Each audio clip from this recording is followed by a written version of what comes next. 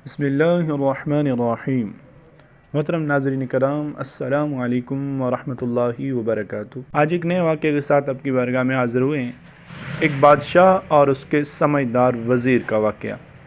एक बादशाह था जो कि गाफिल और गफलत में पड़ा हुआ था कि जब भी खुशी का मौका आता तो ऐसा बदमस्त हो जाता कि रब तबारक व तआला की नाफरमानी में डूब जाता, और जब भी उस पर कोई गम आता तो वो इतना उदास हो जाता हत्ता कि वो मायूसी का शिकार हो जाता, जो कि गुनाह है। अब उस बादशाह ने अपने वज़ीर से अपना ये मसला बयान किया और कहने लगा कि मैं बहुत परेशान हूँ, समझ से बाहर है बात कि जब खुशी आती है मैं शराब व कबाब के ऐसे नशे में बदमस्त हो जाता हूँ कि रब को भूल जाता हूँ, और जब गम आता है तो मैं इतना उदास हो जाता हूँ कि रब की रहमत से ही मायूस हो बैठता हूँ।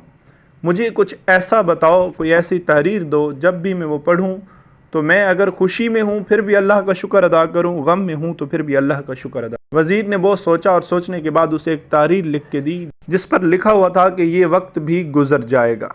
अब बादशाह जब भी बहुत ज़्यादा खुश होता, उसे कोई खुशी मिलती और रब की नाफरमानी में पड़ने लगता तो वो तहरीर देखता जिस पर लिखा हुआ था कि ये वक्त भी गुज़र जाएगा, फिर वो बादशाह अल्लाह की नाफरमानी से रुक जाता कि ये खुशी के चंद लम्हे गुज़र जाएंगे लेकिन गुनाह मेरे नामा अमाल में रह जाएगा।